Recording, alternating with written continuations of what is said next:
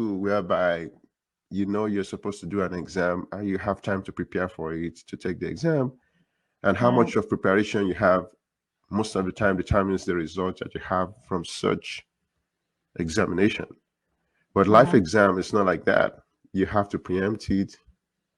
For example, I just lost my dad all of a sudden without being sick. That's a good example of a situation whereby it's not planned, it's not thought about, but things happen. Then you have to react the right way. Hence, we're talking I'm about, sorry.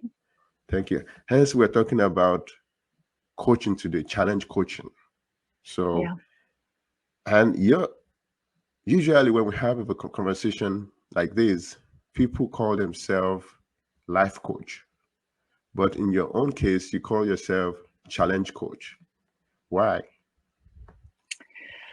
So when you go to coaching school, they kick you out of school after a few days and they say, start coaching. But before you start coaching, you have to pick a niche. You have to decide for yourself what is going to be your coaching specialty, really only for marketing purposes, for business purposes. And so I thought to myself 18 years ago when I trained and certified as a coach, I thought, well, what should I pick as a niche? I said, well, I'm a parent educator, so I'm certified in parenting. So I'm just going to be a parenting coach. I'm going to tell people in the world that I'm a parenting coach. And then also, I'm an immigrant because I'm from France and Germany, and I'm an immigrant to the US. And I used to work in international sales and I used to live and work in different countries. So I thought I have a little bit of experience in that field. I will be also an expat coach. So I said to the world, here are my niches. I'm a parenting coach and I'm an expat coach. And nobody came from these two areas. No parents came at first and no expats came at first. And I was looking at my clients and I was thinking, what do they have in common? They're all sorts of different ages, from 16 years old till 60 years old. They are rich and they are poor, and they are executives and they have simple jobs, or they have no jobs. They are uh, uh, strong and courageous and doing well, or they're really struggling. They're males or females or something else. So just like, it made no sense. I just couldn't tell. And then finally, it started becoming clear that all these people, what they had in common is that they had really self-identified, very difficult life challenges. And a little story is that I used to have an MBA and I used to do international sales and marketing. That was the first 10 years of my career, 12 years. And then I had children and I didn't want to be traveling the world all the time. I wanted to be close to my children. And so I thought, I want to do another job. What could I do? And ever since I was young, people would always come to me naturally and tell me their problems. And I would love to help them solve their problems. And I think I was pretty good at it naturally. So when I had my children and I decided I didn't want to do international sales anymore, I thought to myself, what could I do? And I thought, oh, I know, I'm going to become a psychologist or a therapist, because I'm really good with people. I love helping people. That's what I want to do. Well, as a French person with an MBA in the United States, in order to become a therapist or psychologist, I had to start studying from scratch again, from zero. And my husband said, no, no, no, you don't have time. We have two small children. We don't have the money. It's too expensive. You're not doing that. And that's when I found coaching. And coaching is close to therapy. It's kind of in the same area. It's still it's called a helping profession. It's still supporting people. Um, but what turned out was that the people that were coming to me, my clients that were coming to me, were in that gray zone between coaching and therapy. They had some really, really big life issues, and life means work. It means relationships. It means all sorts of things. Um, but to them, they were making them feel really bad and really struggling. And so that's when I came up with the idea of calling myself the challenge coach. And I also realized at the same time that the reason why I was attracting these people with those really big life challenges is because I had been, I had had a number of really difficult situations in my life myself. And I think that when somebody comes to you with a problem and you have known this problem, then they feel that you can relate to them better. You can, it feels more comfortable to talk to somebody who has had something similar happen to them. It feels like it gives people the feeling that they're being understood and heard. They don't have to explain it a lot. It's, and so I'll stop talking in a second, but when you have known really big challenges yourself, like you have just faced yourself recently, you develop a certain depth of knowledge of what pain looks like and resilient looks like and overcoming challenges looks like, that people who have not faced these challenges, they don't have that. And so that's why I became the challenge coach, because I can relate to people who have really big challenges. Wow, excellent. I love the story about how you figured out that they're part of people who experience such problems or such challenges are the people that have kids, and that's where the PEP came in, parenting group that you joined and things like that. So, and I also saw that you mentioned the Adlerian parenting coaching style. What is that? Oh my goodness. That's okay. That's a thing all on it. You get me started on this. We're going to be here tomorrow morning still. You understand, right? This is okay. So, just a tiny bit of background. Alfred Adler was a psychiatrist, a doctor and a psychiatrist from the last century. He was actually at the same time and in the same place as Sigmund Freud, the father of psychoanalysis, right? So they were both born and raised and went to school in Vienna, Austria, at the beginning of the 19th century. And they were colleagues. They did both doctor studies. They were colleagues, and they both became psychologists, psychoanalysts. And then they parted ways because they thought of psychology in a very, very different way. And so Adlerian psychology is the psychology of Alfred Adler. It's also known as individual psychology. That's the name of his psychology.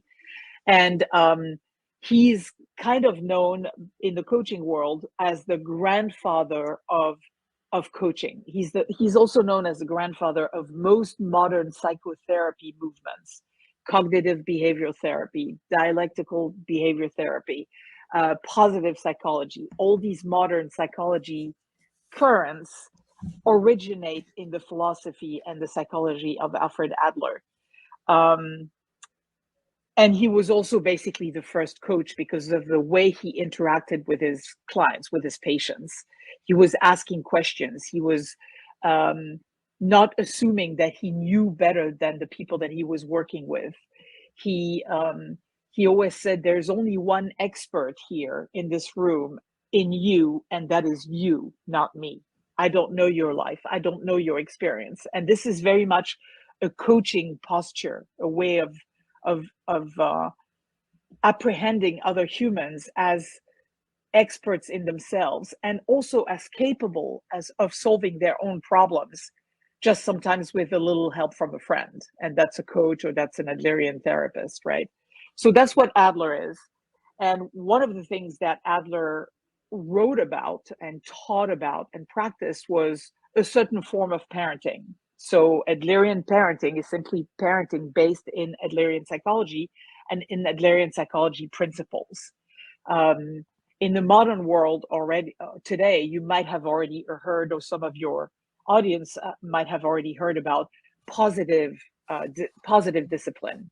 And so positive discipline is directly Adlerian parenting. The Adlerian parenting is positive discipline, basically. And in a nutshell, to answer your question, what is it? It's democratic parenting. So again, it's the stance or the idea, the position that we consider children to be essentially equal to parents in their worthiness of respect and of and in their capacity to be intelligent, and in their capacity to contribute and to be meaningful and to matter and to make a difference, right? And it's also parenting that looks at children as you have certain privileges in this family, and you have certain responsibilities, and those things go hand in hand, right? And finally, democratic parenting is also a parenting where you set limits for your children, but inside of those limits, you give them freedom of choice so that they can learn for themselves, and they can experience the world for themselves by making choices inside of those limits that the parents set for them. Wow. Excellent. Excellent. So you were born in Paris. Your dad is French. Your mom is German, and you grew up bilingual. And now you're talking about Adlerian way of parenting. Was that always the case when you were growing up? What was how did you make that transition? No. So I was born, I'm going to give you my age. I was born in the 60s in Paris, France, with French dad, German mom. And the parenting style in general at the time, not just my parents, everybody was not, mostly not democratic parenting, not Adlerian parenting. So in the 60s and 70s in France and in Germany, the way of educating children was more um, disciplinarian, autocratic, right? The parents are right. Discipline means you teach the children, and you teach them with punishment or with rewards, right? And so if a child doesn't do what they need to do, what they're supposed to be doing, then the parent, in the traditional autocratic style of parenting, the old style of parenting, the parent is going to say, oh, here's a reward because you did well, or here's a punishment because you did not do well, in the hope that by punishing the child, which really means to hurt the child, they're going to learn the lesson. They're going to learn, and next time they will do better, right? They will, because they have been punished, in other words, hurt, next time they will do better because they will have learned. And in Adlerian parenting, in positive discipline, we don't believe that. This is not our experience. This is not what we believe. We don't believe that by punishing people, they learn better. We believe that people learn better when you allow them to have certain experiences, and then you allow them to experience the consequence of the experiences of the choices that they make. And that's how people learn. People learn better if you allow them to experience for themselves the consequences of their actions. And that's true in parenting, and that's true also a little bit in coaching. It's different, but it's the same thing. It's Wow. also this idea that you cannot make somebody really do something. And so in parenting, we have the illusion that because children are small, they're small people, right? We're big and they're small. And so we think we can make them do things, even though since they were born, little children show us that they sleep when they want, they're awake when they want, they eat when they want. I'm sorry, I'm going to be gross, but they pee and they poop when they want.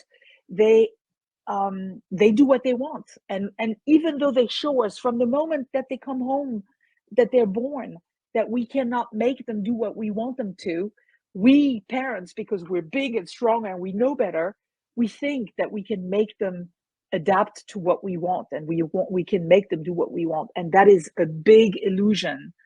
It kind of looks like that when they're little, right? You can take your little child and you can force feed them with a spoon or with your fingers. You can put a little child in the car and you can force the seatbelt on them, or you want to leave a place and they don't want to leave, and you can just grab them and put them in your arms and walk out, right? So we can use force with them, and it gives us the illusion that we can make them, but in fact it's not true.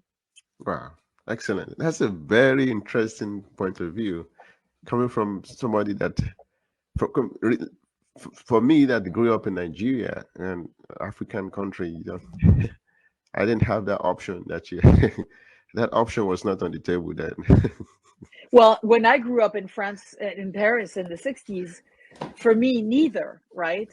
But I think that when I found and by the way, I found Alfred Adler, Adlerian psychology, I found it when I went to PEP. It's called PEP, the Parent Encouragement Program, because they teach parent education classes based in Adlerian psychology. So that's when I found Adler. I went there to take parenting classes because I didn't like the way I was parenting, because I was parenting the way that I had been parented, and I didn't like it. And so, see, that's why I went there, is because I did not appreciate punishment. I did not appreciate being treated. I mean, my parents were not bad parents, don't take me wrong, but I didn't appreciate those ways. And on top of that, I didn't appreciate doing it to my own children. I had a firstborn that was, if she's watching, hello, honey, she was pretty hard-headed. She knew what she wanted, and she was going to do what she wanted. And in order for me to make her do what I wanted to do, I had to use yelling and punishment and force. And I hated it. I hated myself when I was doing it. So that's when I found these parenting classes. That's when I found Adler. And that's how I decided to become a coach, when I found out that Adler was the grandfather of coaching. Wow, wow, wow. Well, I mean, if we start talking about that, we're not going to talk about something else, like you said, because I mean, it would be nice for people to actually do a study on this, like have two kids from the same parents, raise them using these two different styles, and this see how they turn out in life. I think more study needs to be done on this. And if we keep talking about this, we're not going to talk about something else because people always have Well, I their can come back. I can come back and we can have another one on parenting if you want, just yes, on yeah, we can parenting. talk about it. So let's get back to coaching. Coaching is why we're here today. I mean, part of coaching is also parenting. That's because you have to learn how to do that. That's life challenges. So, but then looking at the big picture as a coach, where do you draw your inspiration from as a coach? In those Well, days, mostly, go ahead, sorry. sorry, go ahead. In those times that you're feeling down and you don't know how to go about these clients and things like that, how do you get inspired to keep going? Hmm. That's a really good question. Well, I think every morning I wake up and I feel so blessed, and I'm so grateful that I found this profession and that I'm able to do it, and that I was able to start my business and to do well enough in the business that I was able to continue doing this. And every morning I wake up and I am so, so happy and glad and feel so grateful that I can do this work.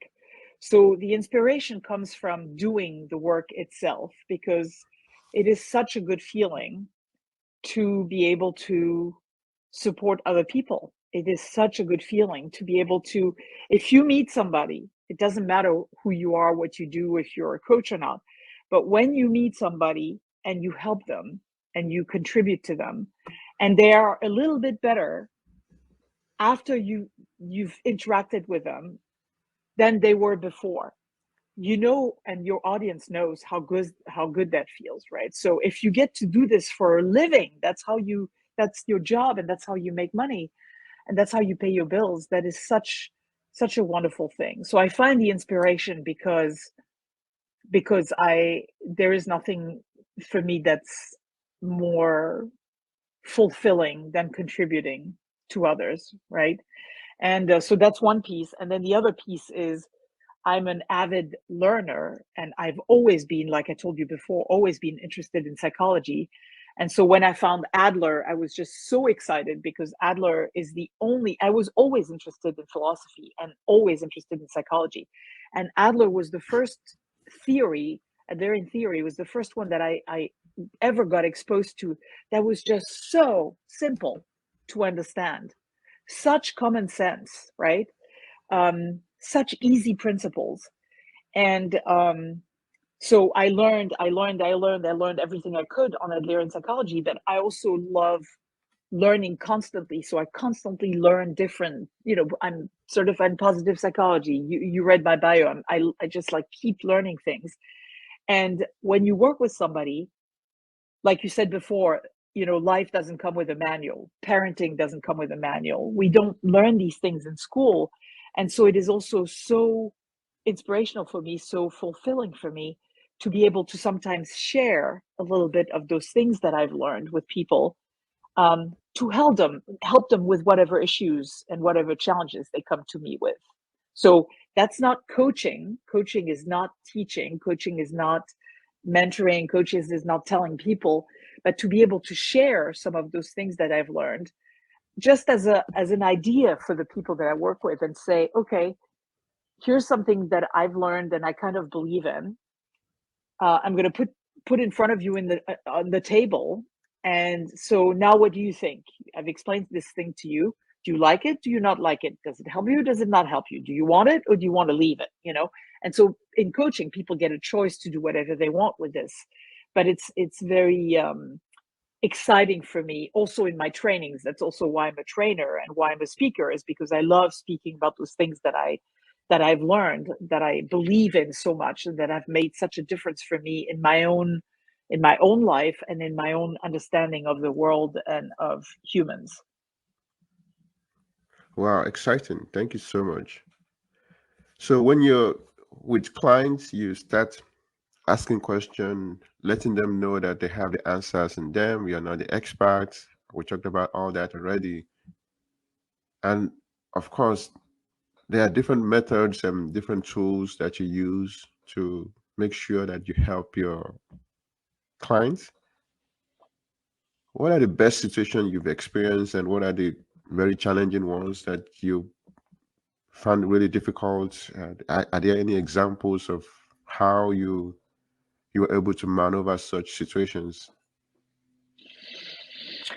So first, I have to tell you that when you become a coach and you become a certified coach and you belong to the profession, you signed a pledge of allegiance, so to speak. You signed a pledge of ethics, and in this pledge of ethics, we coaches, like psychologists, also we promise to our clients complete confidentiality, right? So nothing that we talk about in those sessions gets revealed. So I cannot give you I can give you like general ideas of examples, but they have to remain very vague. So just so you know, if I'm giving you examples, sometimes they're kind of a conglomerate of different Yeah. people with different stories, right? Mhm.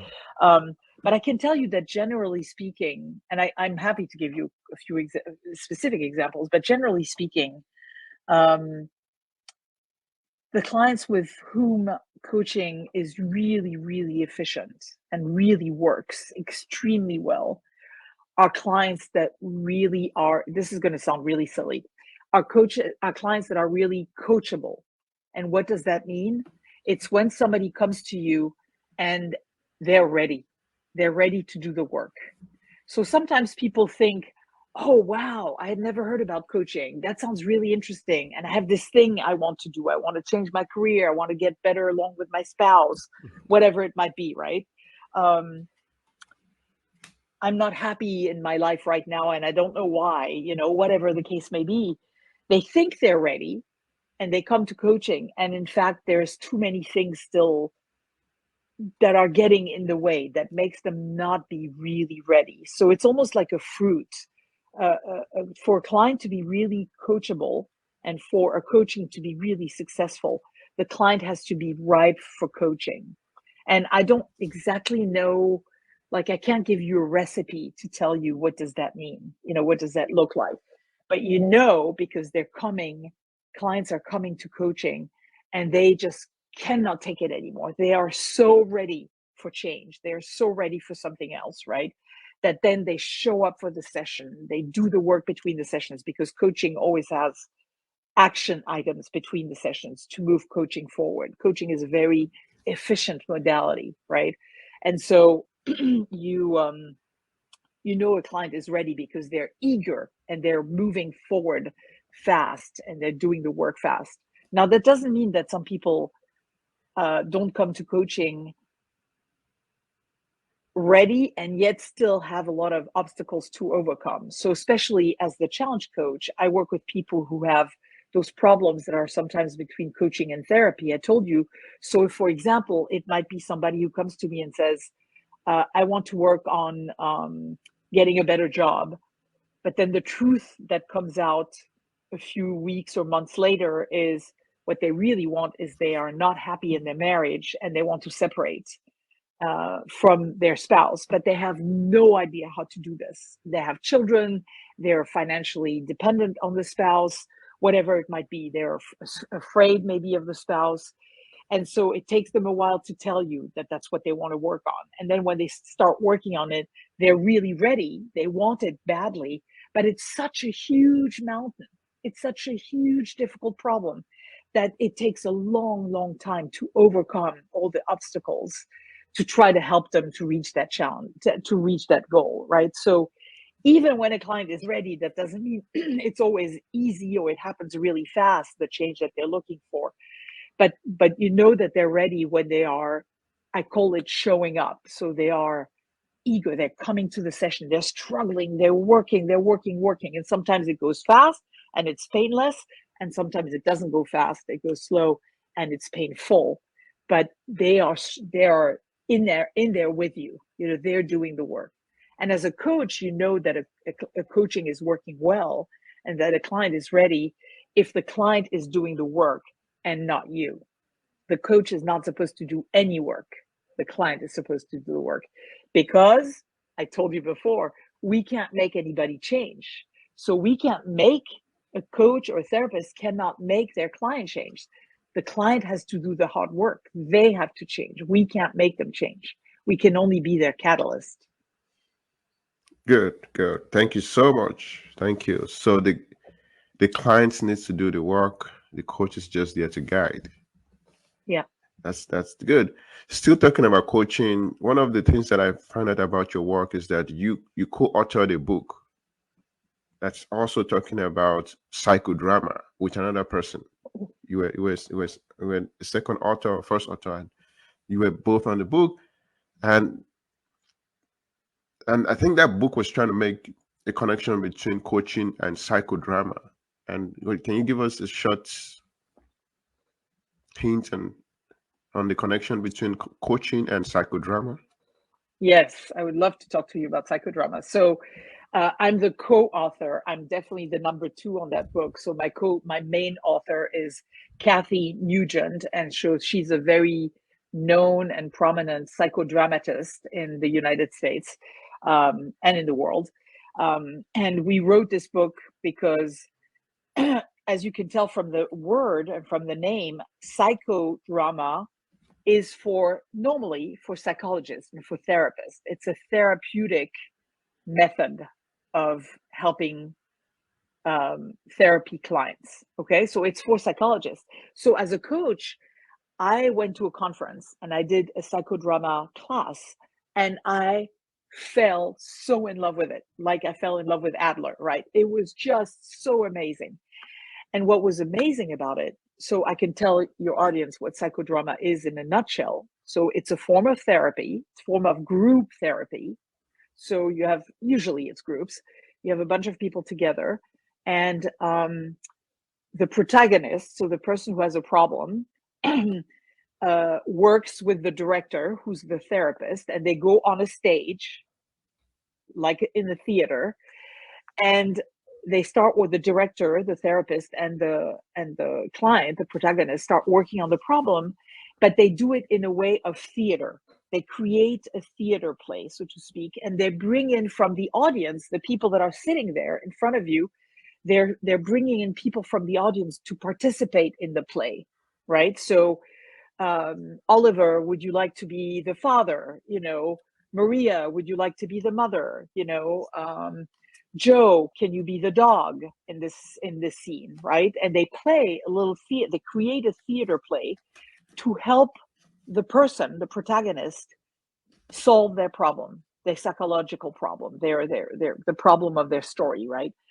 And the reason why I loved it so much is because you are now playing a role play. You're in the role as a protagonist, but with other people around you. And instead of being in your head and trying to solve the problem with your head, you are actually playing it with your body. So it's a psychosomatic method of working on problems. And it is so, so powerful because bypasses the brain. It bypasses the cognitive. So in psychology circles, we kind of joke and we say Freud put people on the couch. Psychoanalysis, people are sitting are lying on the couch and they're talking. Adler put people in the chair as equals. I'm looking at you, you're looking at me, we're equals, but he still stayed in the head. It was still cognitive, therapy.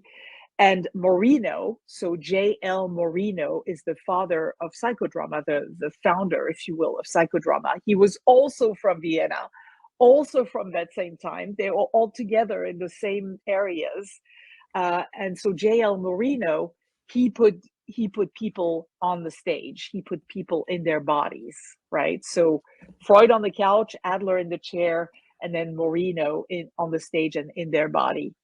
So to answer your question, I loved psychodrama so much, and I took many, many, many, many, many years of classes with Kathy Nugent, my co-author, and I kept telling her, I'm so frustrated. This is for therapists, and I want to use this in coaching. How can I use this in coaching? I'm not allowed to because I'm not a therapist. And she started saying, many years ago, she said, why don't we write an article on how we can use some of these tools and these exercises that we use in psychodrama in coaching? And so it started as an article, and then 3 years later, it actually became a book. And that's the book that you're mentioning. And the book is it's a workbook, and it helps people. It helps coaches understand a little bit better what psychodrama is. It helps psychodramatists understand what coaching is. And it helps coaches use psychodramatic tools in coaching in a way that's ethical and okay. And so I can give you an example. Do you want an example? Good. Go ahead. Okay. So imagine, for example, that a coaching client comes to me and says, I am so mad at my father, and it's because of my father that I'm not moving forward in my career. They always wanted me to be a doctor, so I became a doctor, but I hate being a doctor. What I really wanted to be is I wanted to be an environmentalist or whatever, right? But now he's dead, and I can't tell him all the damage he's done because, right? And so what you can do is you can do an exercise called the empty chair. And so you ask your client to speak to the empty chair as if the father was sitting in the empty chair, and to tell the father everything that they have never told the father, right? So they can get out, it can come out of them, it gets out of them, and then you can reverse roles. The client can become the father, and you can talk with the father. So it creates a conversation with an empty chair, and it helps people process things very efficiently, if you will. So that's an example of one of the tools. Good. Thank you so much. That's very detailed examples and illustration. Thank you so much. So one of the things that I still find very interesting is your background. The French, German immigrants coming to the US to go to school for marketing and eventually become a coach. All these experiences that you had and you're still having, how has it shaped the way you see life and your interaction with people beyond the coaching business? How has it shaped who you have become over time? Another excellent question. Maybe you should consider coaching, becoming a coach. I'm actually a coach, though. I'm a coach with John Maxwell team. I'm a coach. I'm a certified coach.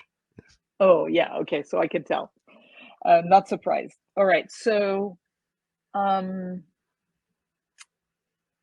many things, I mean, like all of us are shaped by our life experiences, of course. So I think one big thing at the very beginning was that I was bicultural at birth. And I was, being half French, half German, the two countries are next to each other. And so I grew up and I was raised in Paris, France, but I would go often to Germany to visit my family. And so I realized and my parents thought that it was very important that we learn many languages, not just French and German, but even more. And my parents were very oriented in to cultures. They thought it was very important to be open to various cultures. You know, my parents were born in the Second World War. So my father was French in the Second World War in France, and my mother was German in the Second World War in Germany. And they suffered a great deal, as did so many million people, you know, through the Second World War, but growing up as tiny little children in the war. And so for them, it was very, very important that we are open to cultures and that we speak many languages so that we can really be more open-minded, you know, be more open-minded to the different cultures and how people are different, and be more tolerant of people. So it shaped me because that's how I decided to do international sales and marketing as my first career. You know, it shaped me because I realized that speaking languages really does allow you to understand a culture better. So most people in the world speak English. It's the universal language, right? People learn English. And then they go to another country and they can speak English. So if I go to Vietnam, I don't speak Vietnamese. If I go to Vietnam, I can speak English there, but I will not really penetrate the culture because I don't speak the language. When I'm here in Germany, I'm here in Germany right now, or when I go to England, the UK, or when I go to Spain, I also speak a little bit of Spanish. It's a little rusty, but I can immerse myself in the culture more because I speak the language locally. So that's one thing that really shaped me, is my biculturalism at birth, and this intention that my parents had as a result, mostly as a result of the war, of wanting us to be multicultural and multilingual and open and traveling a lot and understanding other cultures, right? So that was huge.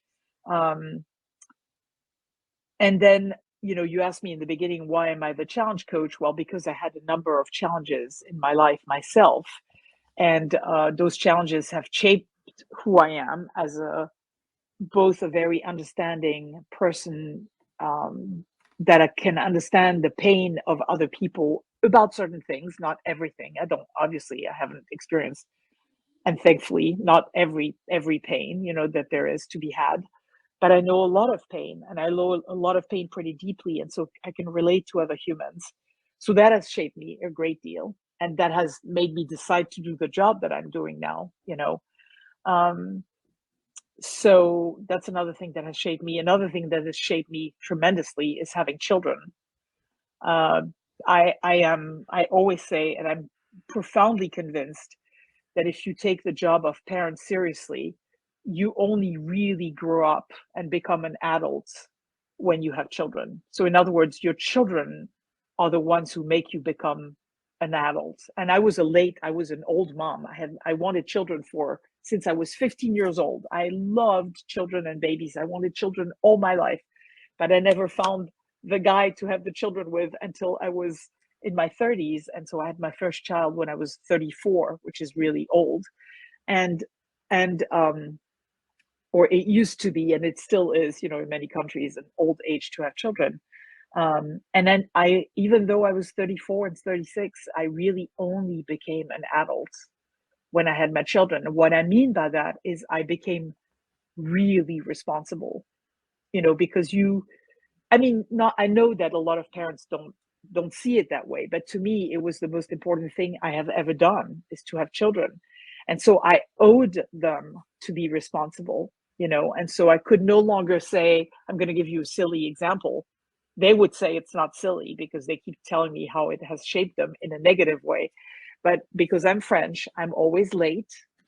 The French are late, culturally speaking. So when I go to a meeting, I'm late. And so I made, as a mother who was driving them around and taking them to events and to school and to practices, I was often late. And so they were late. And so to this day, they say to me, they're the most on time people you have ever met. And that's because of me, because I was late. And they say, you have made us, you know, psychologically unhealthy because we were always late because of you, you know. So that's a small example. And I tried. They don't give me any credit for this, but I've become so much better. I'm actually, you know, I was on time today. I was here before you.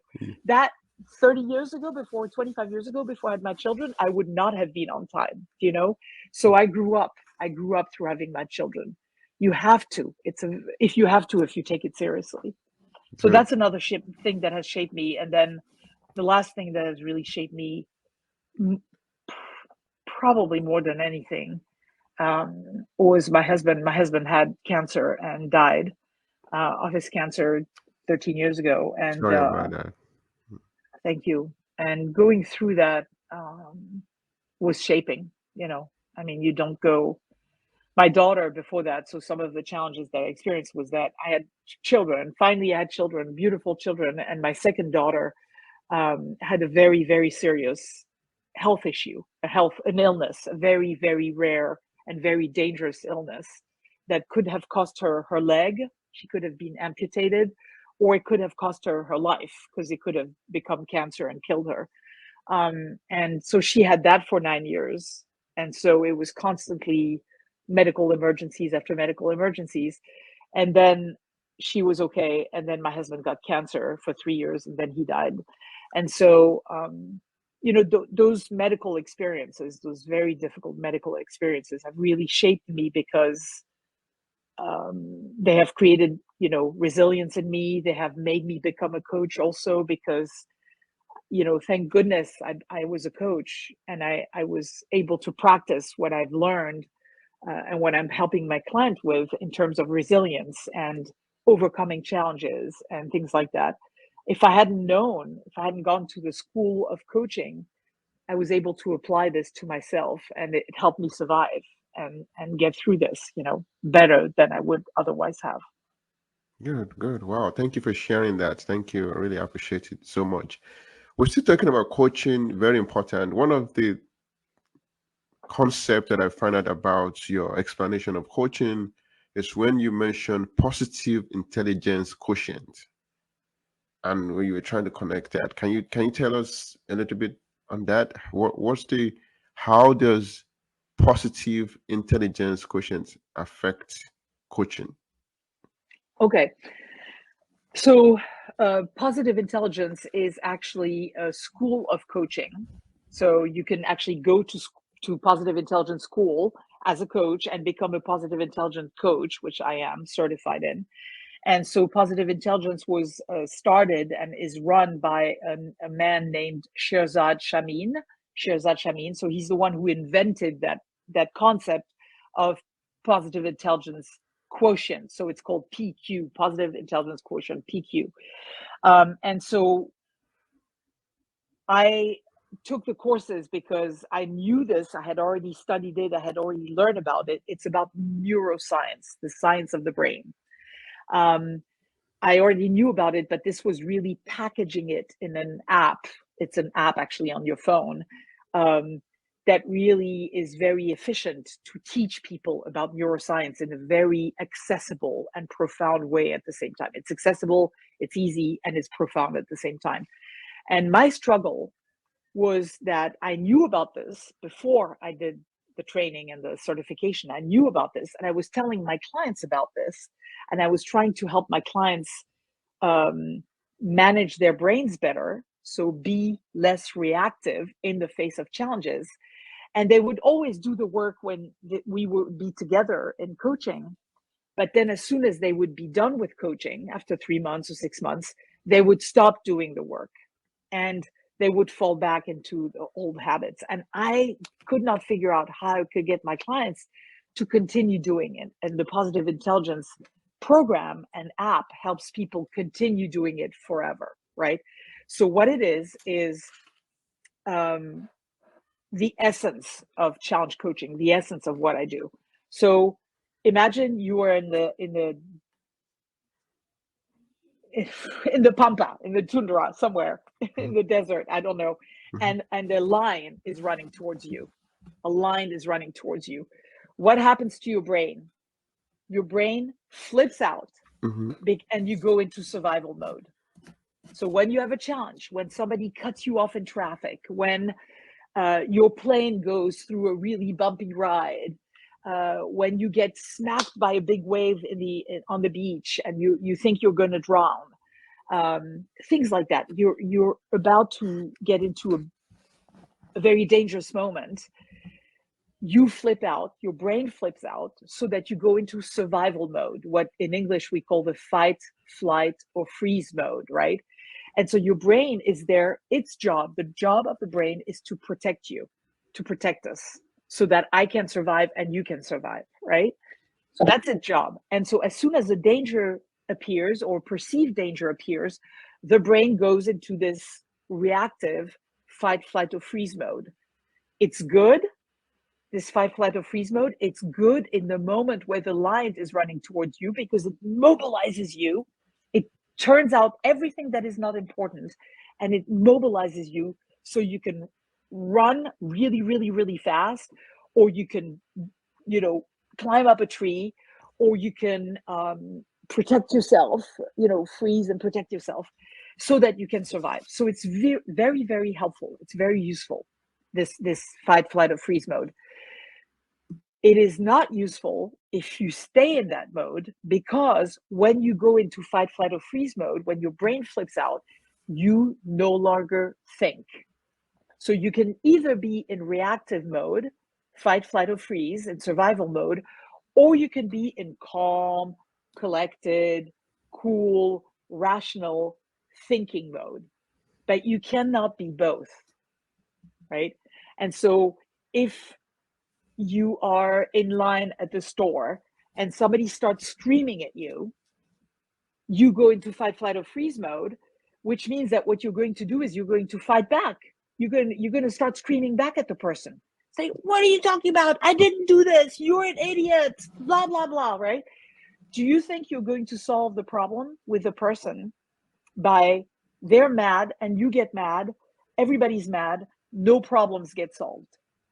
The only place in the brain from which we can solve problems is the unflipped brain, the cool, calm, positively intelligent brain. That's the brain that solves problem, right? And so that's what positive intelligence is. Positive intelligence is learning how to monitor and manage your brain so that you become less reactive and you quickly learn how to calm yourself down so that you can then solve the problems and face and overcome the challenges that are facing you in day-to-day life. Good. This is going to be my last question for today because of time. I'm looking at the time. You mentioned earlier that you tend to get late to where you're going to with your kids. And I also want to let you know that that's a little bit an overlap with African culture, because when we go somewhere, some people actually intentionally get late to the place and they say, "Oh, that's African time," because they have to be late to 1 hour. So that I find that really interesting. So that would lead me to ask this question. You were born to a French dad and a German mom. How was the cultural dynamics growing up? Which culture was there? Like, oh, this is because they came from different culture, right? How did you? Which of the culture did you embrace most, and how was the dynamics playing out with different culture, and how was the experience for you? So my mother is the one who moved to France with my father. So she was an immigrant in France, and she really embraced French culture.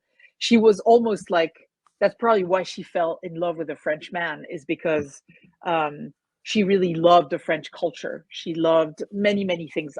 We don't have time to go in detail, but she was already French before. She was not a real German. She was already a little bit French in her heart, right? So she embraced it. So we really grew up, but at the same time, she was still German. And so in each culture in the world, there's really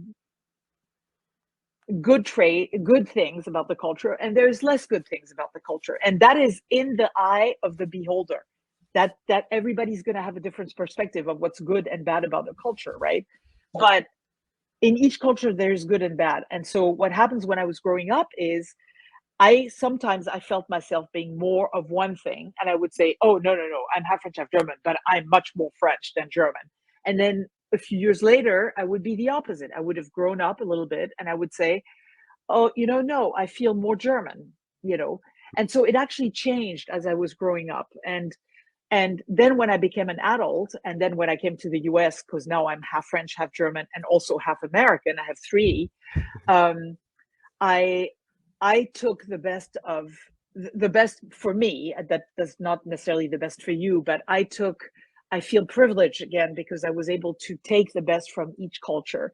So, for example, for me, something really great about Germany is the discipline. They're very disciplined. They're very respectful of the rules. They are on time.